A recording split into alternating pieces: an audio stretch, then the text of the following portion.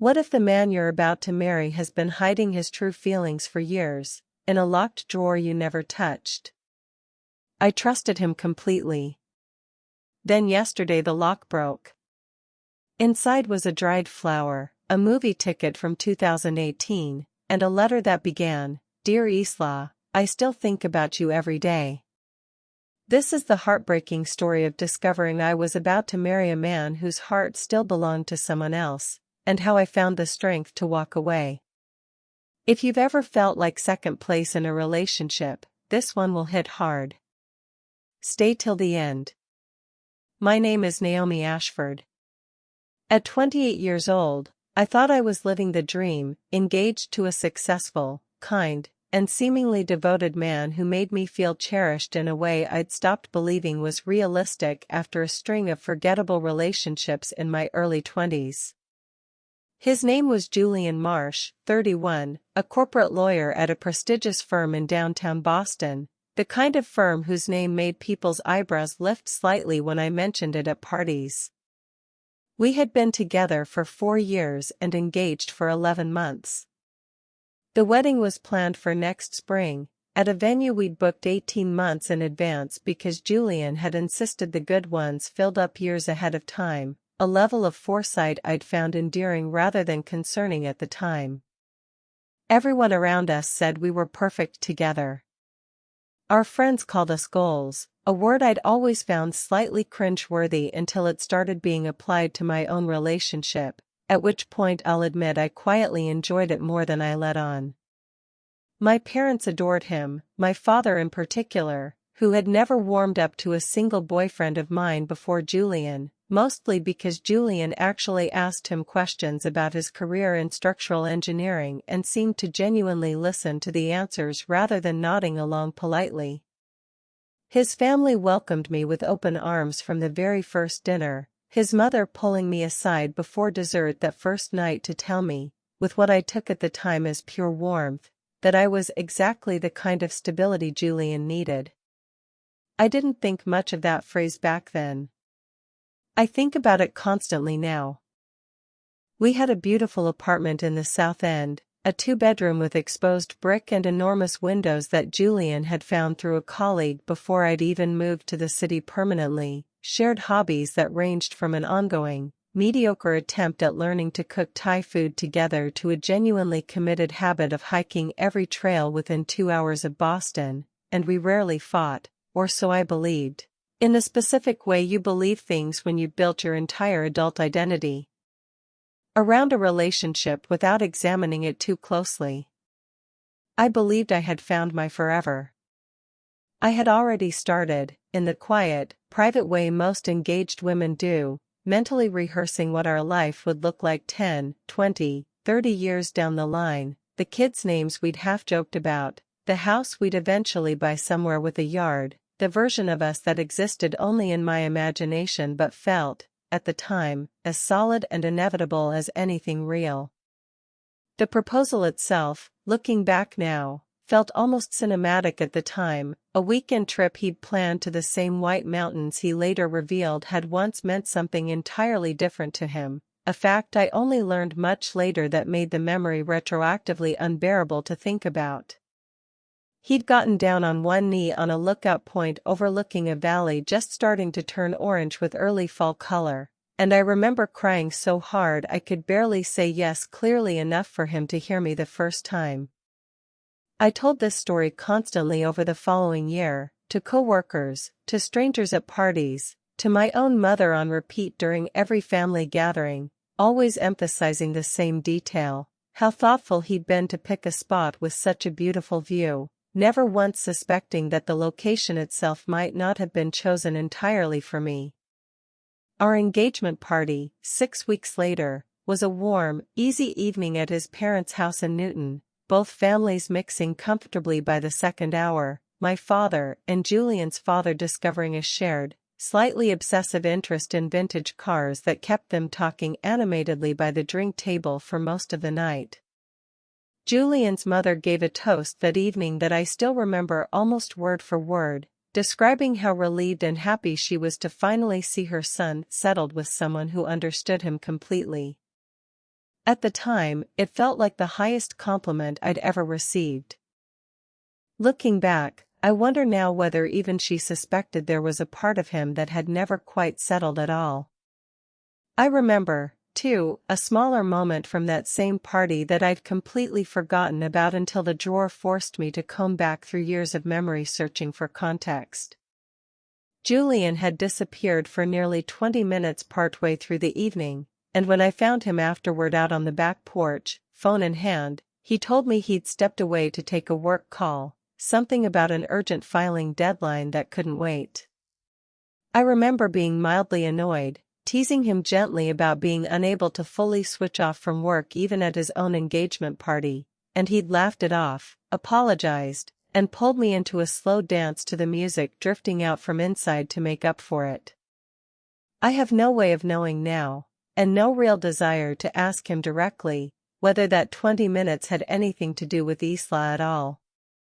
But the not knowing itself, the way an entirely ordinary memory can curdle into something uncertain once you learn what else was happening in the margins of your relationship, has been one of the harder parts of this whole experience to sit with. There was only one thing that ever felt slightly off in all of it, the locked drawer in his study.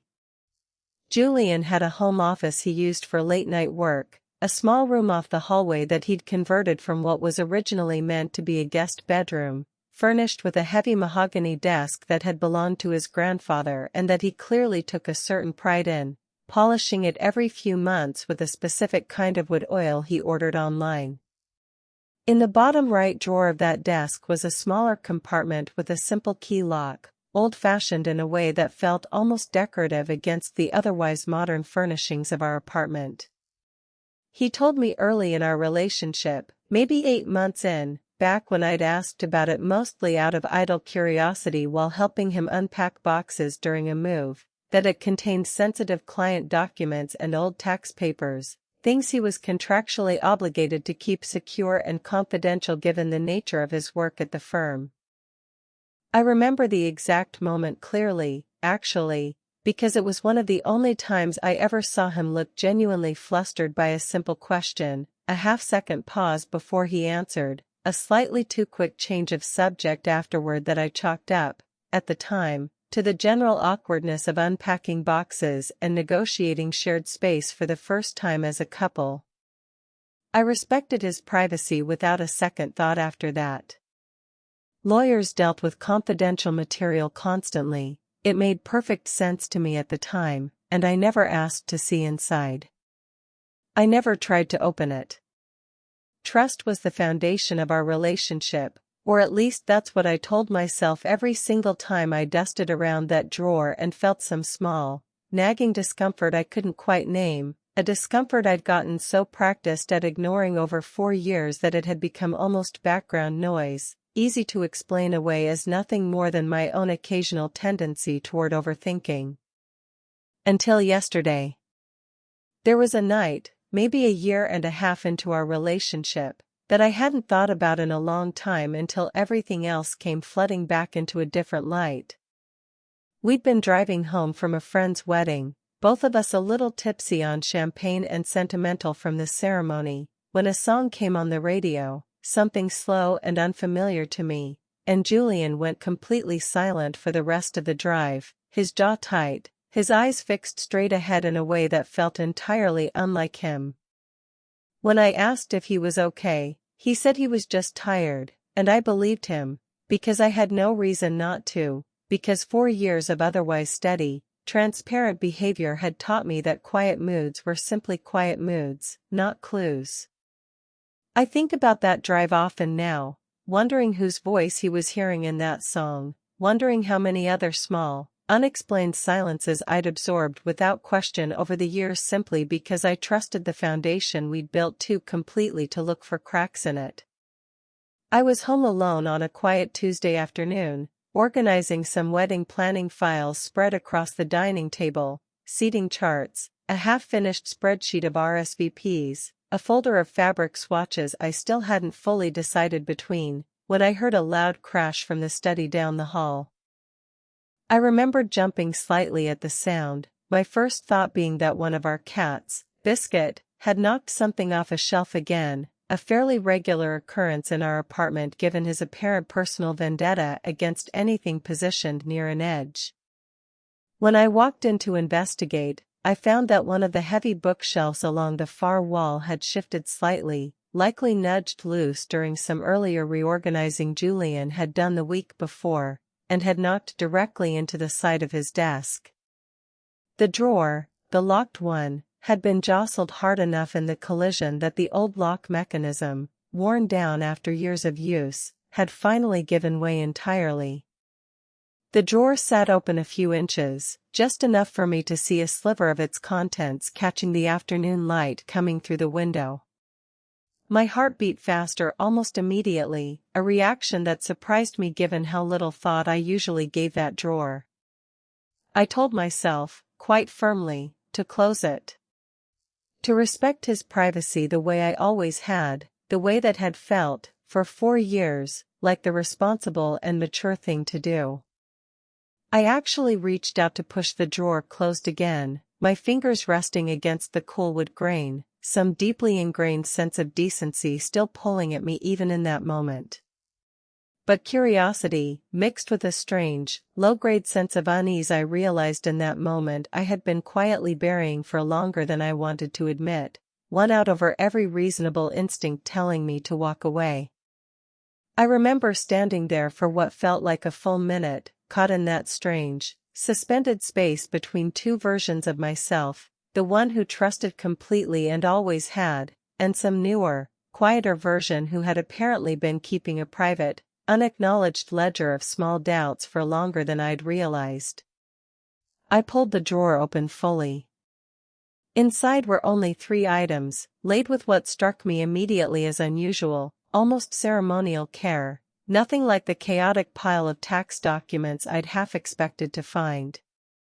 They weren't shoved in haphazardly the way old paperwork usually is. They were arranged, deliberately, almost like a small shrine, the kind of careful placement that told me immediately, before I'd even picked anything up, that whatever I was looking at mattered to him far more than any client file ever could. A dried red rose, carefully pressed and preserved between 2 pieces of tissue paper, its petals faded to a deep burgundy but still remarkably intact after what was clearly years of careful handling. A movie ticket stub from 2018 for a film called The Midnight Sky, the paper soft and slightly yellowed at the edges, worn at the corners in a way that suggested it had been picked up and held many times over the years rather than simply tucked away and forgotten.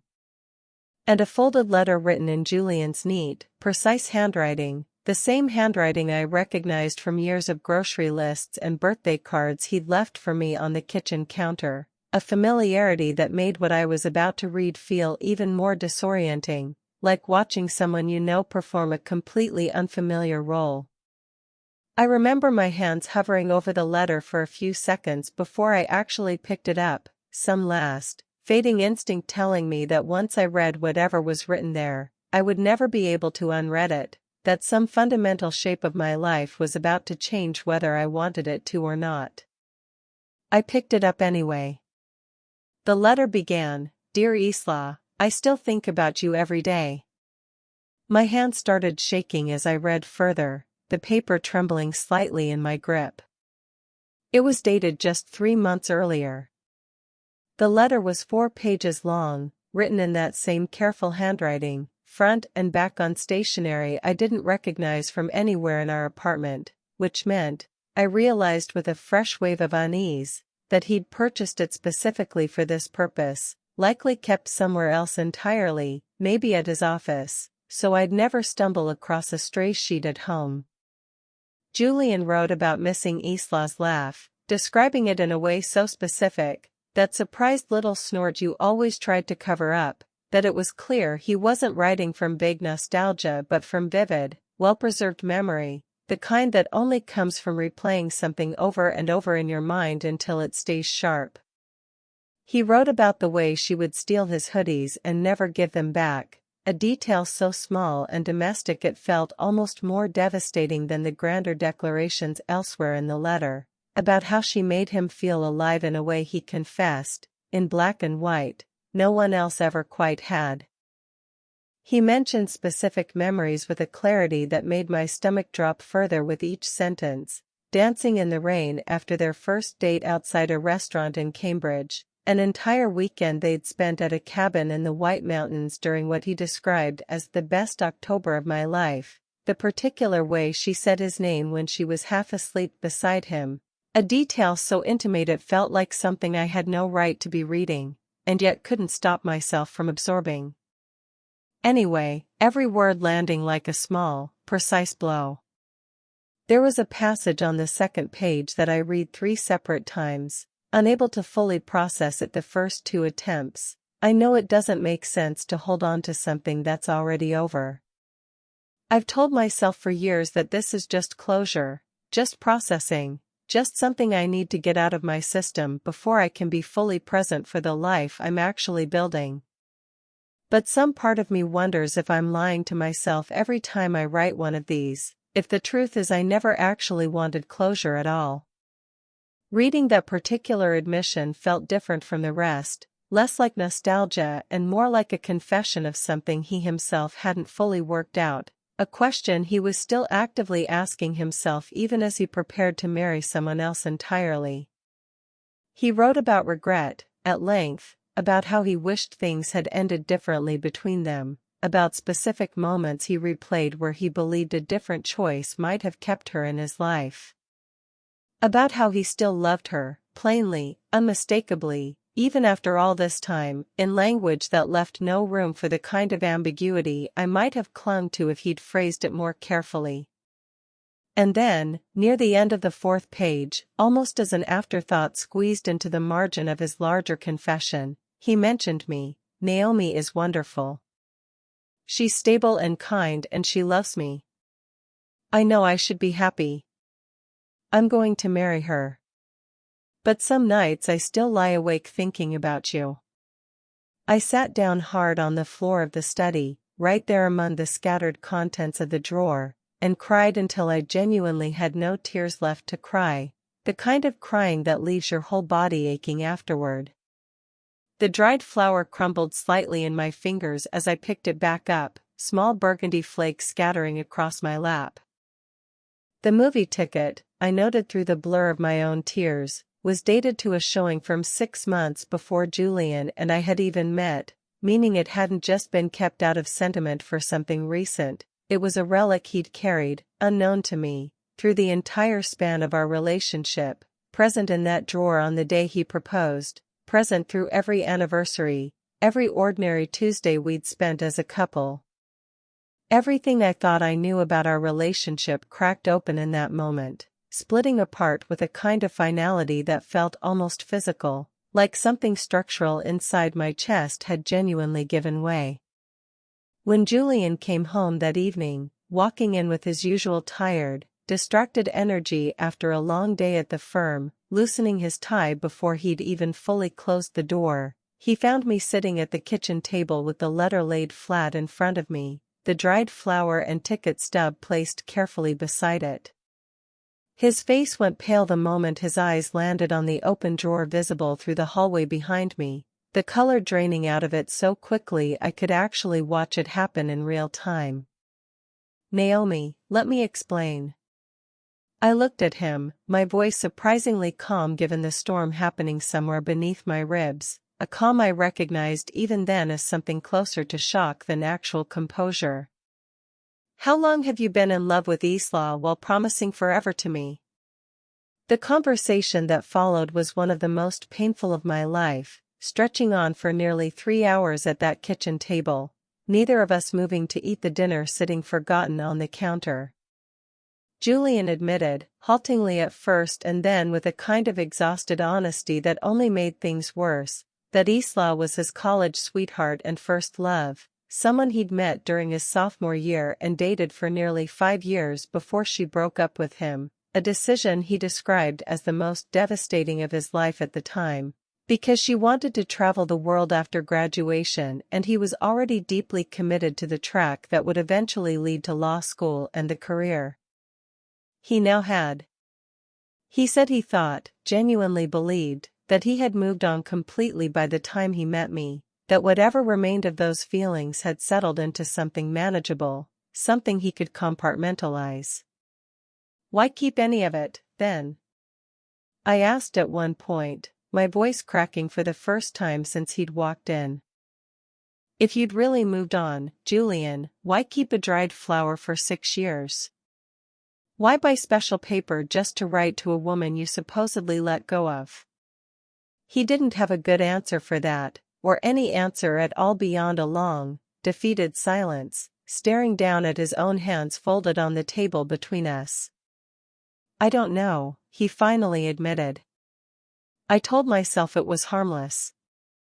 I told myself everyone has some version of this, some box of old feelings they never fully deal with. I know now that's not true. I know it's not the same as what I told myself it was. "Did you ever think about what it would mean if I found it?" I pressed. "Not if, when. Locks break, Julian. Things get bumped. Did you honestly think this would stay hidden forever?" He admitted, quietly, that he hadn't let himself think that far ahead, that some part of him had simply compartmentalized the entire habit so thoroughly it had never felt connected to the actual reality of our engagement, our wedding planning, our shared life. Hearing him describe it that way, not as a calculated betrayal but as a kind of psychological avoidance he'd never examined closely enough to stop, didn't make it hurt less, but it did help me understand, later, that this wasn't a man who had been actively, deliberately cruel so much as one who had never done the difficult internal work of fully closing a door he told himself was already shut.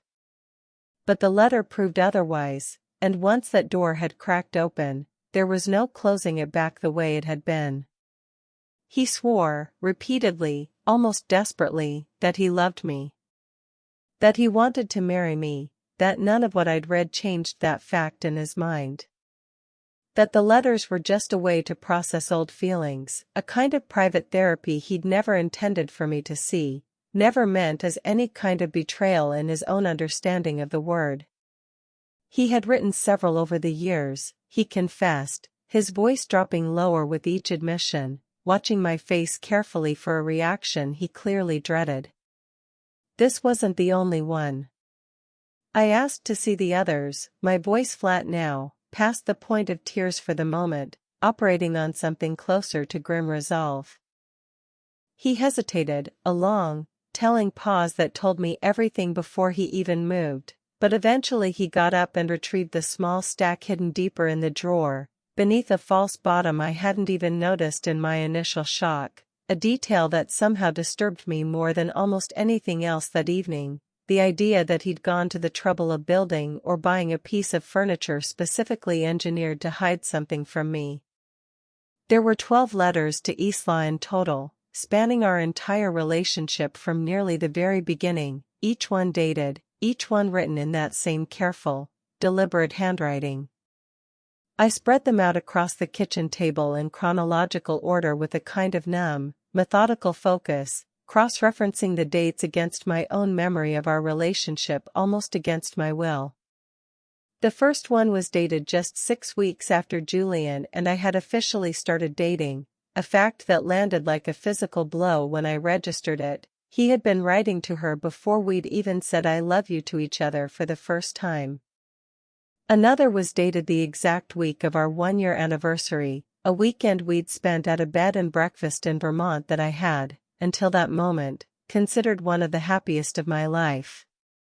A third was dated 2 days after he'd proposed, which meant that somewhere in the same 48-hour window he was buying a ring and planning the most romantic gesture of our relationship. He had also been sitting somewhere writing to another woman about how he still thought about her. The most recent one, I noted with a fresh jolt of nausea, was written just 2 weeks ago, dated the same week he'd taken me to dinner to celebrate finalizing our venue deposit, a dinner during which he'd raised a toast, glass lifted, telling me how excited he was to finally be building our life together. I sat there holding that particular letter longest, the paper trembling slightly in my grip, trying and failing to reconcile the man who had said those words to me across a candlelit table with the one who had apparently gone home afterward, or sometime that same week, and written 4 more pages to someone else entirely. I moved out that same night, packing a single bag with shaking hands while Julian stood in the doorway of our bedroom, saying my name over and over in a voice that had gone hoarse from talking, from apologizing, from trying to find some combination of words that might undo what I'd already read. As I pulled clothes from our shared closet, my hands moving almost automatically, I found myself staring for a long moment at the garment bag holding my wedding dress, hung carefully in the back corner where I'd insisted on keeping it despite Julian's playful teasing about superstitions and grooms seeing dresses early. I remembered the day of my final fitting, just 6 weeks earlier, how the seamstress had pinned the last adjustments to the bodice while I'd cried happy tears looking at my reflection, how I'd called Julian afterward, too excited to wait until I saw him in person, describing every detail while he laughed warmly on the other end of the line and told me he couldn't wait to see me walk down the aisle. I hadn't known, standing in that fitting room, that the man I was calling had a folded letter to another woman sitting in a locked drawer not 2 miles away, written just days before that very call.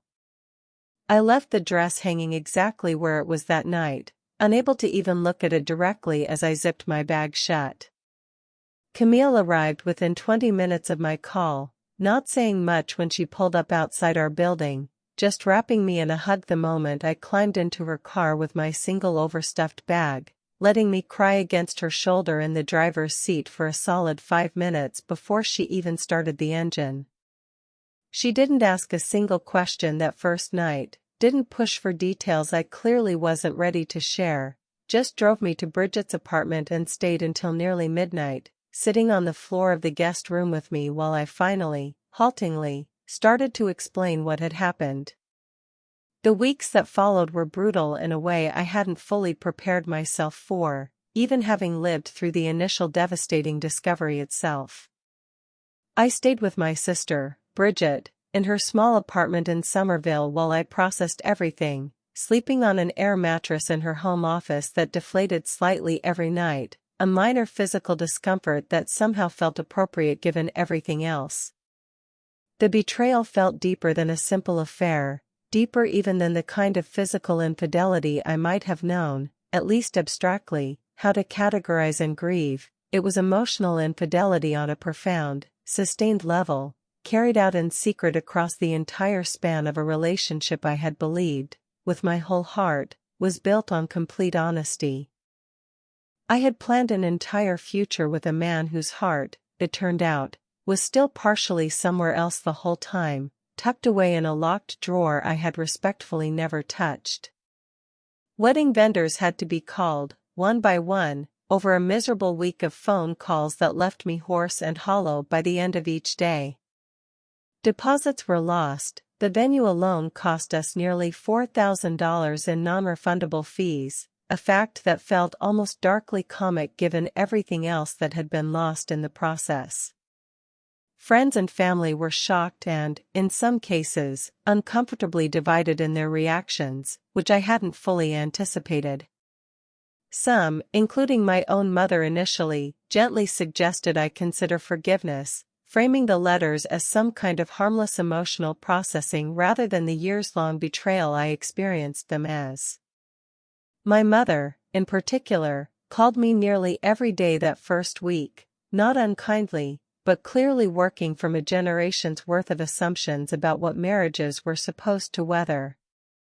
"Your father wasn't perfect when we got engaged either," she told me once, a comparison that landed so far from where I was emotionally that I had to end the call early to keep from saying something I'd regret. It took her nearly a month, and one long, tearful conversation where I finally read her a few lines from the letter myself, before she fully understood this wasn't a matter of forgivable cold feet but something that had been actively, secretly maintained for the entire span of our relationship. I remember that particular phone call vividly, sitting cross-legged on Bridget's guest bed with the letter spread open on my lap, my voice shaking as I read the line about Isla's laugh out loud to my mother for the first time. There was a long silence on the other end before she finally said, quietly, "Oh, sweetheart. I didn't understand. I'm so sorry I didn't understand."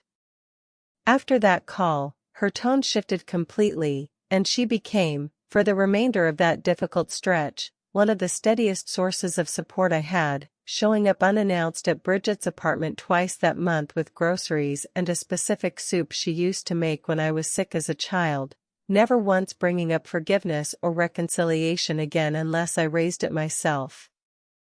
Others, including Bridget and my closest friend Camille, supported my decision to walk away without a moment's hesitation, Camille going so far as to show up at Julian's office the following week to personally return an engagement gift she'd given us, a gesture I found both mortifying and, in a strange way, deeply comforting. Bridget, for her part, never once made me feel like a burden during the weeks I spent on her air mattress, even when I woke her at 2 in the morning more than once, unable to sleep, needing to talk through the same handful of details over and over until they lost some of their sharpness. She kept a box of tissues permanently stationed on her kitchen counter that entire month, refilling it without comment whenever it ran low, and never once suggested, even gently, that I was taking too long to get over it, a kindness I don't think I fully appreciated until much later. I went through every stage of grief that first month, sometimes cycling through several of them in a single afternoon. Anger at him for hiding it so completely, so meticulously, for years.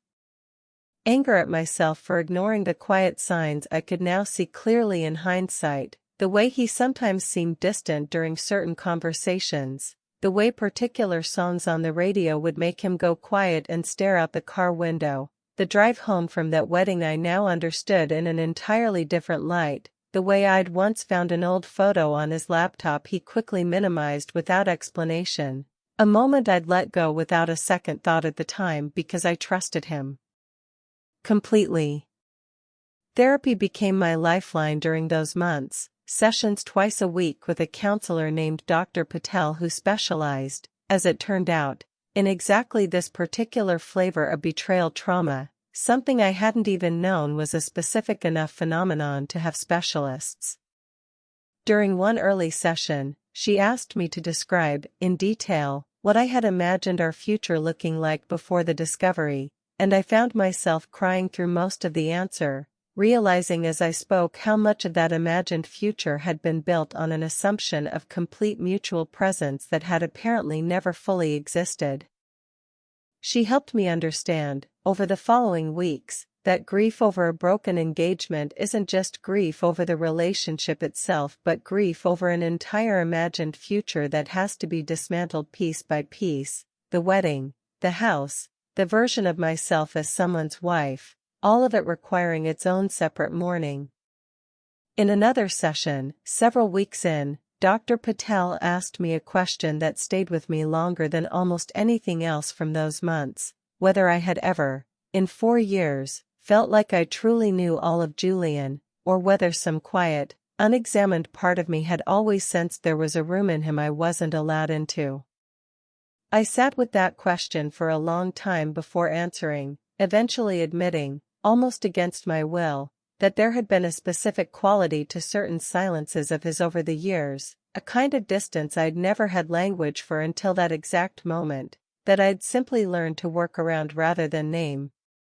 Naming it out loud in that office, finally, felt like its own small, necessary grief. I learned, slowly, through weeks of difficult conversation, that love should never make you feel like you're competing with memories, that a healthy relationship doesn't require you to quietly outcompete a ghost for someone's full presence. I started journaling my own feelings for the first time since college, filling 3 separate notebooks over those months with entries that ranged from furious, half-legible rants written at 2 in the morning to calmer, more reflective passages written weeks later once some of the initial shock had settled. Rereading those early entries now, I can track my own healing almost like a timeline, the handwriting itself growing steadier page by page, the content shifting gradually from questions about him to questions about myself, about what I actually wanted, about who I might become once I stopped defining my life primarily in relation to someone else's choices. I realized somewhere around the second notebook, rebuilding a sense of self that I understood, uncomfortably, had become almost entirely defined by my relationship with Julian somewhere along the way without my noticing it happening. 3 months after the discovery, in a development I never could have predicted, Isla herself actually reached out to me. She had heard through a mutual acquaintance from Julian's college years what had happened, the story apparently having traveled further through his social circle than either of us initially realized, the way these things always seem to spread faster than anyone intends once the first person breaks the silence. She sent a long, careful message through social media, one I read at least a dozen times over the following 2 days, explaining that she was deeply sorry for the pain I was going through, that she wanted me to know she had moved on completely years ago, was now happily married with a young daughter, and had genuinely had no idea Julian was still writing to her, no idea their relationship, in his mind, had never fully ended. She wrote that she remembered him fondly as an important part of her early 20s, someone who had taught her a lot during a formative stretch of her life, but had not thought about him in any romantic capacity in years, that the version of their relationship he'd apparently preserved in those letters bore little resemblance to how she herself remembered things ending, which she described, gently but firmly, as mutual and, by the final months, more relieved than heartbroken on her side. We ended up talking on the phone once, a call that lasted nearly an hour, both of us a little tentative at first before settling into something surprisingly candid. She told me she'd actually run into Julian once, years earlier, at a mutual friend's engagement party, and that the interaction had felt entirely ordinary, friendly but unremarkable, nothing that would have suggested to her that he was privately still writing letters describing memories of their relationship in such vivid, unresolved detail. She described, almost apologetically, how strange it felt to learn that a version of herself frozen in her early 20s had apparently been living on in someone else's private ritual for years without her knowledge or consent, a feeling she compared, at one point, to discovering a photograph of yourself you never knew someone else had kept. "I hope you know none of this reflects anything about you," she told me toward the end of the call, her voice careful and kind. Whatever he was holding on to, it wasn't really about me anymore either, not the actual me. I think he was holding on to being 22, honestly, more than he was holding on to anything about who I actually am now. Before we hung up, she added one more thing that stayed with me for a long time afterward, something about how she hoped I wouldn't let this experience make me distrustful of the next person who came along, that most people, in her experience, weren't secretly writing letters to old flames in locked drawers, that Julian's particular pattern of avoidance said far more about his own unresolved history than about what I should expect from love going forward. It was strange, unexpectedly comforting advice to receive from someone I'd spent months quietly resenting without ever having met her, and it became, in its own way, one of the more valuable pieces of guidance I carried into whatever came next. That conversation, unexpectedly, gave me a kind of closure I hadn't known I needed. It confirmed something I'd suspected but hadn't been able to fully articulate, that Julian hadn't actually been in love with the real, present-day Isla, a woman with her own separate, fully lived life he knew nothing about, a mortgage and a toddler and an entire decade of experiences he'd never once asked her about. He had been in love with a preserved, unchanging memory of who she'd been at 22, a version of her frozen permanently in a cabin in the mountains and a walk in the rain, entirely detached from the actual person she had become in the years since. In a strange way, understanding that distinction made the whole situation feel less like a competition I had somehow lost and more like a private, unresolved grief of his that had simply never been given the chance to properly end.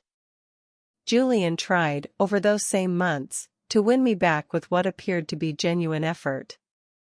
He went to therapy himself, something I hadn't expected given how resistant he'd always been to the idea in the past, dismissing it more than once during our relationship as not really necessary for someone who considered himself emotionally stable. He asked to meet with me once, at a coffee shop neither of us had ever been to together, specifically so he could burn the letters in front of me in a small metal bowl he'd brought along in his bag, an act that struck me as simultaneously sincere and faintly theatrical, the kind of gesture that felt engineered as much for its symbolic weight as for any actual practical purpose. He looked different at that meeting, I remember noticing right away, thinner, more tired around the eyes, dressed more casually than I was used to seeing him outside of weekends, as though the version of himself he'd carefully maintained throughout our relationship had started to slip in ways he could no longer fully control. "I know burning them doesn't undo anything," he said quietly, setting the small bowl down on the table between us, glancing around briefly at the other patrons before deciding, apparently, that he didn't care who overheard. "I'm not doing this because I think it fixes what I did. I just needed you to see it happen. I needed to actually let go of something instead of just saying the words."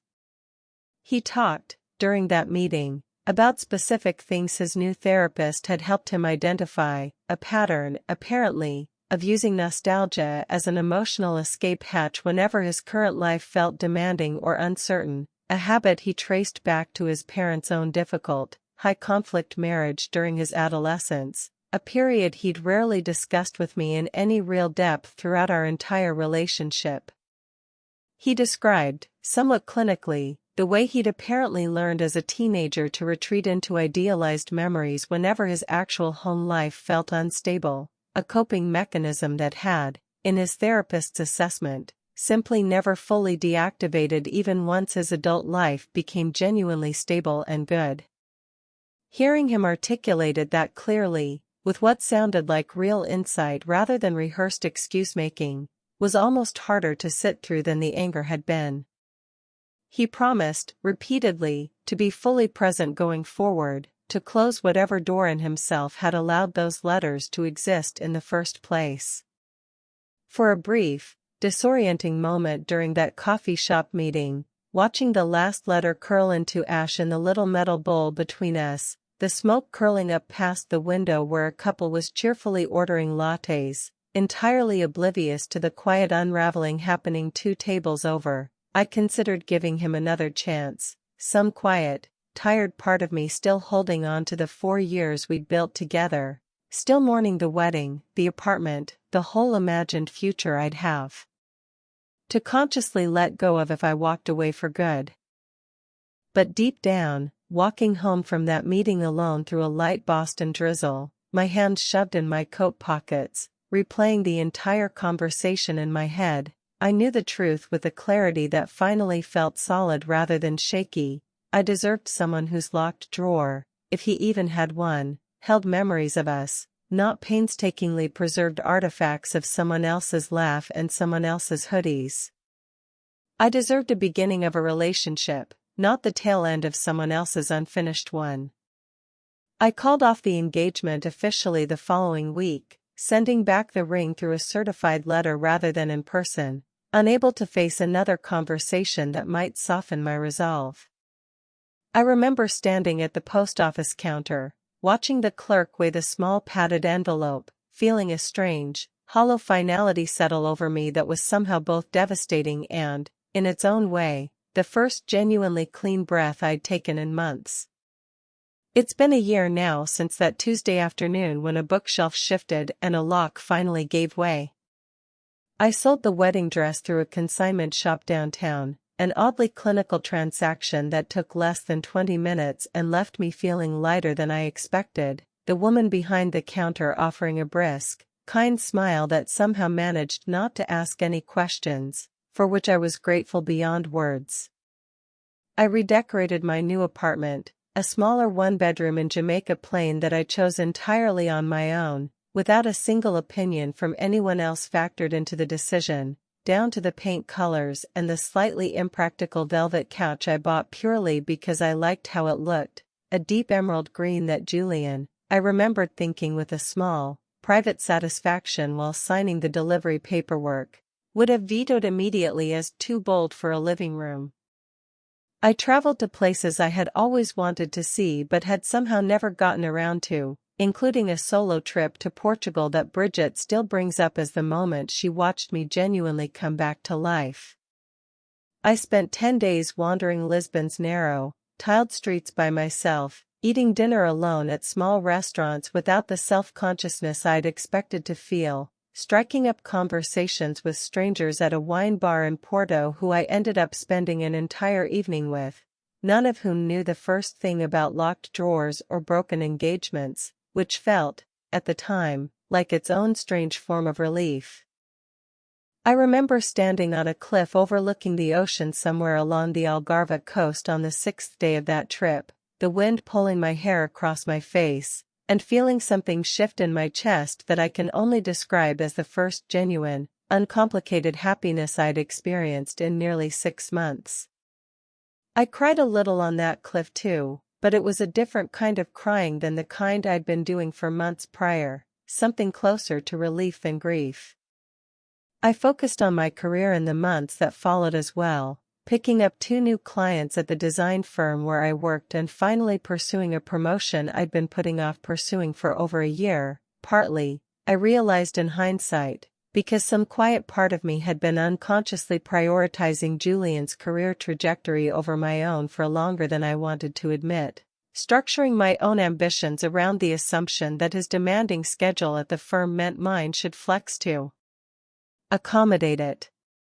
Without that dynamic in place anymore, I found myself with an unexpected surplus of both time and motivation, throwing myself into a major rebrand project for a client that ended up becoming one of the most well-received pieces of work in my portfolio to date.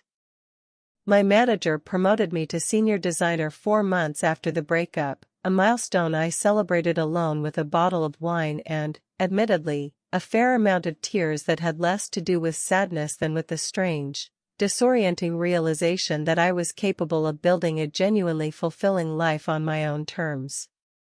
I focused on my friendships too, ones that had quietly atrophied during the more insular final stretch of my relationship with Julian, reconnecting with people I'd let drift simply because I hadn't made the effort, including a college roommate I hadn't properly spoken to in nearly 2 years, who, it turned out, had been quietly going through a divorce of her own during roughly the same stretch of time, giving us an unexpectedly deep well of shared experience to draw from once we finally reconnected over coffee. Slowly, months later than I expected, I started dating again, this time with clearer boundaries and considerably higher standards, including, half-jokingly but not entirely, a habit of asking early on whether anyone had any locked drawers I should know about, a question that tended to either get an easy laugh or a slightly too defensive response, both of which I'd learned to treat as useful data points. I went on a handful of largely forgettable dates that first stretched back in the dating world, most of them ending amicably after 1 or 2 meetings, nothing dramatic, just a quiet recognition on both sides that the spark wasn't there. I didn't rush any of it, unlike the sense of urgency I remembered feeling in my early 20s about finding the one. This time I let things move at whatever pace felt honest. I met someone new about 6 months ago. His name is Grant, a structural engineer, coincidentally enough given my father's own profession, something my father has brought up with barely contained delight at every family dinner since, the two of them now trading notes on load calculations over dessert in a way that makes my mother roll her eyes affectionately from the other end of the table. He's kind, emotionally available in a way that still occasionally catches me off guard given what I'm used to, quick to bring up difficult topics directly rather than letting them simmer unspoken the way I'd grown accustomed to, and has, as far as I've been able to tell through months of careful, deliberate observation, no hidden drawers and no lingering exes writing quiet letters in the dark. On our 4th date, Almost as a test I hadn't fully planned in advance, I told him the entire story of Julian, the drawer, the letters, all of it, watching his face carefully for any flicker of discomfort or impatience, braced for the kind of subtle withdrawal I'd seen in a couple of earlier dates once things got too heavy too soon. He listened without interrupting once, asking a few careful, genuinely curious questions along the way rather than rushing to reassure me the way some people instinctively do when a story makes them uncomfortable, and when I finished, he simply said, "That explains a lot about why you asked me about locked drawers on our first date," which made me laugh harder than I had in months, breaking some of the tension I hadn't realized I was still carrying into that conversation. A few weeks later, he did something small that I've thought about often since. He mentioned, entirely unprompted, that he kept an old shoebox of mementos from his own past relationships in his closet, and asked, with what felt like genuine sincerity rather than performance, whether I'd want to see what was in it sometime, or whether he should just get rid of it altogether if it would make me more comfortable. I told him honestly that having a box of old memories wasn't the problem, that everyone carries some version of a past, and that what had actually broken something in me wasn't Julian's history with Isla itself but the years of active, deliberate secrecy layered on top of it. Grant nodded slowly, taking that in with the kind of careful attention I'd started to recognize as one of his defining qualities, and said simply, "Then you'll always know what's in mine. I'd rather you find it boring than find it hidden." It was a small moment, unremarkable in almost every practical sense, but it told me more about the kind of partner he was likely to be than almost anything else he could have said. When he looks at me, I feel fully seen in a way I've come to realize I hadn't actually felt with Julian for longer than I'd wanted to admit, even before the drawer, even before any of it, a realization that still occasionally unsettles me when I let myself sit with it too long. Grant has met my parents, my sister, even Camille, all of whom have, independently and without prompting, told me some version of the same thing, that I seem lighter around him, more myself, than they remember me being in years. Julian still reaches out occasionally, every few months, saying he's grown, that he's finally let go of the past in the way his therapist has apparently been helping him work toward. His most recent message, sent just a few weeks ago on what would have been our 5th anniversary, mentioned that he'd started seriously dating someone new himself, someone he described as helping him stay present in a way I never fully managed with you, a line that stung less than I expected it to, mostly because I understood, finally and completely, that it wasn't really about me at all, had never really been about me at all. I hope that's true for him, genuinely, that whatever growth he's describing is real and lasting. I no longer carry any active anger toward him, most days, just a kind of distant, settled clarity about what happened and why it had to end the way it did. But I no longer carry the weight of trying to be enough for someone who couldn't fully choose me, and I've stopped waiting for an apology substantial enough to undo 4 years of quietly competing with a memory I never even knew existed. The broken lock didn't just open a drawer. It opened my eyes. And I'm finally free to write my own love story, one where I am the main character, not the second choice, not the stable, kind woman mentioned briefly in the final paragraph of someone else's unfinished letter to his past. And that's how a broken lock revealed the truth I needed to set myself free. You deserve someone who doesn't keep love letters to another woman hidden away. Never settle for being someone's almost. If this story touched you, share your experiences in the comments. Like if you believe in choosing yourself, and subscribe for more emotional real-life stories. Thank you for watching. You are worthy of full, honest love. See you next time.